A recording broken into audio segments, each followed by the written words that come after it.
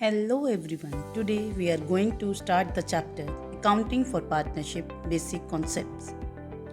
Today's topics are partnership features, partnership deed, provisions of Indian Partnership Act 1932 in absence of partnership deed, and preparation of profit and loss appropriation account. So let's start first with partnership. Partnership is the relation between two or more persons who want to share the profits of a lawful business.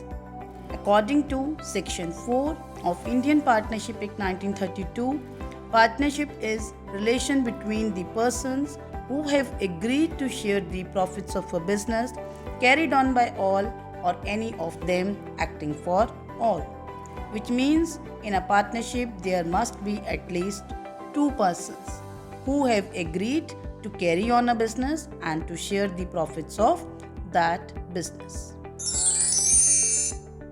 The persons who have entered into a partnership firm with one another, they are individually called as the partners, and when we take them collectively, then they are called a firm. And the name under which the business of the partnership is carried on, it is called firm's name. A partnership firm has no separate legal entity apart from its partners. A partnership firm always has an unlimited liability, which means all the partners will be personally also liable for paying the debts of the firm. Next, we'll do the features of partnership. The first feature of partnership is two or more persons. In a partnership firm, there should be at least two persons which have come together, which have joined together for a particular goal. In other words, the minimum number of partners in a partnership firm can be two, and as per Partnership Act 1932, the maximum number of partners can be 20. And as per Companies Act 2013, the maximum number of partners in a partnership firm can be up to 100 if they have taken a special permission from the central government. Next feature is agreement between the partners. The agreement between the partners can be either oral or written. It will be regarding sharing of profits, then capital investment, interest on capital, interest on drawings, and various other terms and conditions of carrying on the partnership business. The firm can be run either by oral agreement or written agreement as per Partnership Act 1932, but it is always better to have a written agreement in order to avoid any kind of disputes. The third feature is business. The agreement should always be carrying on for a business. Whereas if there is some joint ownership of some property, it does not constitute partnership. Whatever the work is done for carrying on the profits, it must be a regular activity for those partners. Next is sharing of profits. The profit or losses must be shared amongst all the partners either equally or in a specified ratio which has been decided in the partnership deed. Next is mutual agency. The business can be conducted either by all the partners or any of them can act as agent for the other partners. In a partnership firm, each partner acts as a principal as well as an agent of each other. Whatever the works have been done by one partner, they are binding on the other partners as well. The next feature is unlimited liability. The liability of each partner is unlimited. They are jointly and severally liable for the debts of the firm.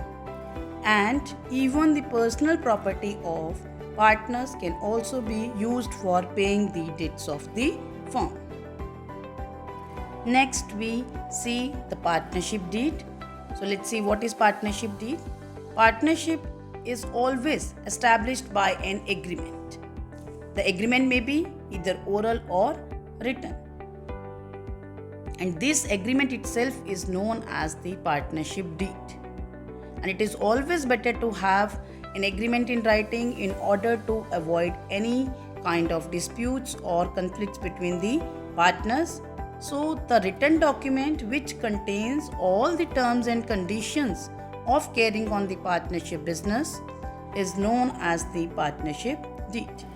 The partnership deed contains various details like name and address of the firm, name and address of all the partners, capital contributed by the partners, then interest on capital, interest on drawings, salary, commission, or any other rules regarding carrying on the operations of banks, then settlement of accounts at the time of dissolution, etc.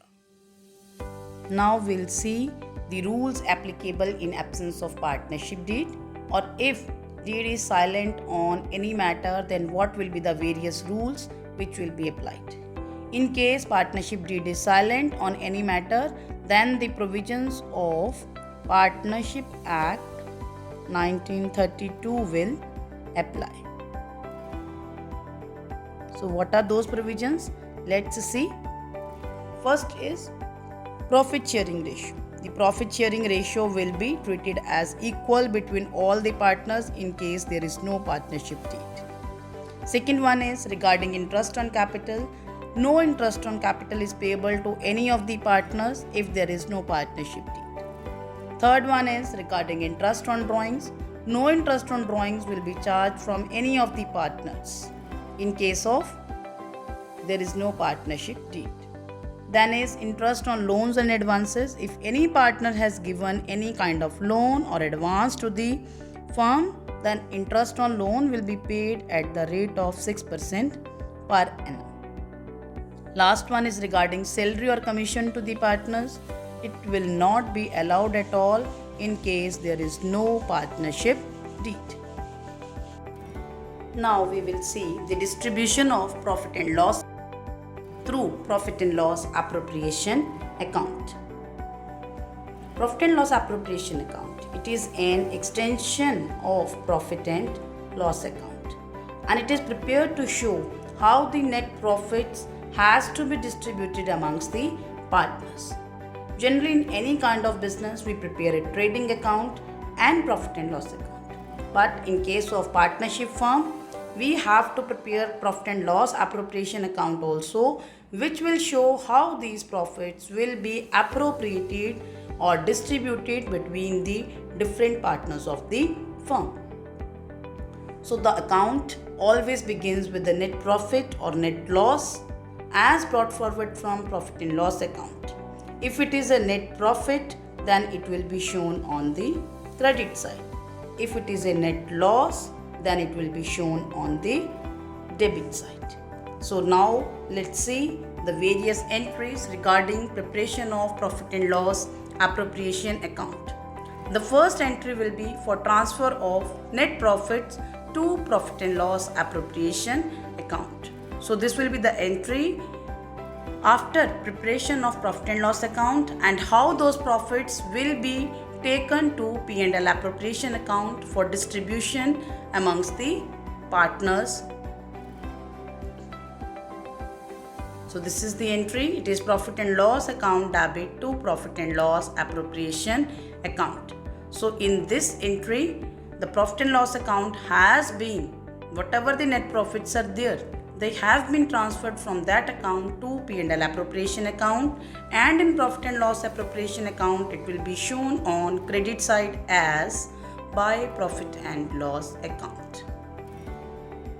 The next entry is for interest on capital. Interest on capital means the interest which will be paid to the partners on their capital. First of all, we'll make it due, then it will be charged from profit and loss appropriation account and it will be given to the partners through their capital accounts. So let's see the entry. The first entry is interest on capital account debit to partners capital account. This is the entry for making interest on capital due towards the partners. And later on, it will be charged through profit and loss appropriation account as profit and loss appropriation account debit to interest on capital. Now, these entries will be taken to P&L appropriation account as well as to partners capital account. In P&L appropriation account, we'll write it on the debit side as to interest on capital, and in partners capital account we'll show it on the credit side because interest on capital will be given to the partners. So it will be shown on the credit side as by interest on capital. The next entry is for interest on drawings. Drawings means the amount withdrawn by the partners for their personal use, and interest on drawings will be charged from the partners through their capital accounts. And whatever the interest on drawings is charged, it will be a sort of income for the firm, so it will be shown in P&L appropriation account on the credit side. So let's see what are the entries. The entry is partners capital account debit to interest on drawings. This is the entry for charging interest on drawings from the partners capital account, and it will be shown in partners capital account on debit side as to interest on drawings. And later on, the second entry is interest on drawings account debit to P&L appropriation account, through which interest on drawings will be taken as an income and it will be taken to the credit side of profit and loss appropriation account. It will be shown like this. In partners capital account, we'll show it on debit side, and in P&L appropriation account, we'll show it on credit side. Next entry is for salary or commission payable to a partner. So again, we'll make salary or commission due to the partner. It will be given to the partner through partners capital account, and it will be shown in partners capital account on credit side. And the entry for the same is salary or commission account debit to partners capital account. The second entry is for charging it through P&L appropriation account, and the entry is profit and loss appropriation account debit to salary or commission. Now we'll take it to profit and loss appropriation account and partners capital. In partners capital, it will be shown on the credit side by salary or commission, and it will be charged through profit and loss appropriation account on debit side to salary or commission. The next entry is for transferring a part of profit to reserves. If the partners want that out of the net profits, some part should be transferred to reserves, then it is also done through profit and loss appropriation account. And the entry for the same is profit and loss appropriation account debit to reserves. So this is done through profit and loss appropriation account, and it will be shown on the debit side of profit and loss appropriation account. Lastly, we do the entry for transfer of credit balance to profit and loss appropriation account. How it is calculated? First of all, we'll total up P&L appropriation account credit side, we'll deduct it from the debit side. So whatever the difference is there, if it is on debit side, then it is known as net divisible profit, and it will be transferred to all the partners in their profit sharing ratio. And the entry for the same is profit and loss appropriation account debit to partners capital account. It will be charged from the profit and loss appropriation account through debit side. It will be shown on the debit side as to partners capital account, and in partners capital account it will be shown on the credit side as by profit and loss appropriation account. The share of profit is here transferred to the partners in the profit sharing ratio. So that's all about all the journal entries regarding preparation of profit and loss appropriation account. Now let's see what's the format of profit and loss appropriation account. You can see here, first of all, we'll brought down the net profits from profit and loss account. It is by net profits brought down. If it is a net loss, then it will be brought down on the debit side to profit and loss account. Afterwards, whatever the amounts are to be given to the partners, like interest on capital, salary, commission, they all are charged through profit and loss appropriation account and given to the partners through their capital accounts, which means it will be shown on the debit side of profit and loss appropriation account and on the credit side of partners capital account. At the same time, whatever the amounts are to be charged from the partners, like interest on drawings is charged from the partners. So it's a sort of income for the firm. It will be taken to P&L appropriation account on credit side and it will be charged from the partners through their partners capital account through debit side. After putting all these items, what we will do, we'll add up all the items on the credit side. We will take its total, deduct it from total of all the items on the debit side. Whatever is the difference, it will be either your net divisible profit or net divisible loss. If it is a net divisible profit, then it will be distributed amongst all the partners in their profit sharing ratio. And finally, we'll pass the entry profit and loss appropriation account debit to partners capital account for distribution of net divisible profits. On the other hand, if it is a loss, then too it will be charged from partners capital account and the entry will be partners capital account debit to profit and loss appropriation account. So this is the P&L appropriation account, which is a very important topic in your chapter. Next, we'll do an example of preparation of profit and loss appropriation account. So let's do this question. It is Reena and Raman are partners with capitals of rupees 3 lakh and 1 lakh respectively. The profit for the year ended 31st March 2007 was rupees 1 lakh 20,000. So these are the net profits. It will be shown in profit and loss appropriation account as by net profits brought down 1 lakh 20,000. Next is interest on capital is to be allowed at the rate of 6% per annum.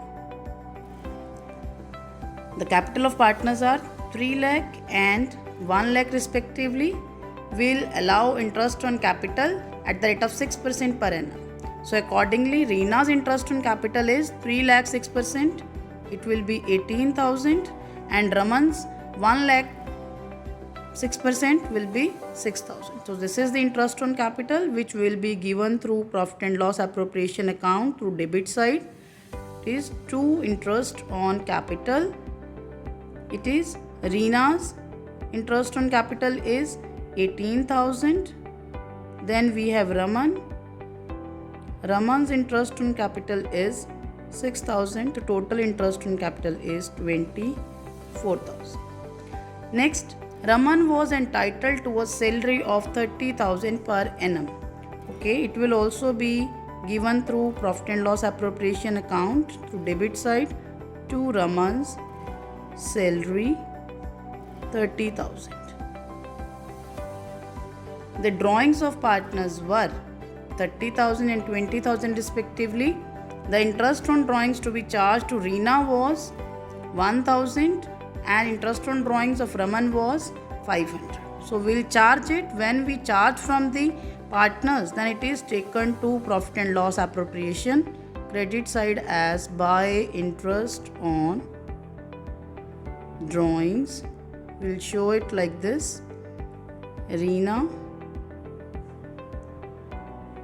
1,000 and for Raman it is 500. Total outside we will take 1,500. Assume that Reena and Raman are equal partners. Equal partners means their profit sharing ratio is 1:1. Now we have put all the items. Net profit, interest on drawings we have charged, interest on capital we have provided, then Raman's salary we have also provided. Now that's all for all the items. Then we will total up the P&L appropriation account total is 1,21,500. If we deduct it from the debit side total is 54,000. If we deduct it, it will be 67,500. These are your net divisible profits. Two net divisible profits transferred to partners' capital account. The partners here are Raman and Reena. So this 67,500 will be distributed amongst Raman and Reena in equal ratio, that is 1:1. 67,500 1 by half is 33,750. Reena's share is also 33,750. So this is how the profits have been distributed amongst the partners through profit and loss appropriation account. So that's all about the topic. I hope you might have understood the topic. Thank you and have a nice day.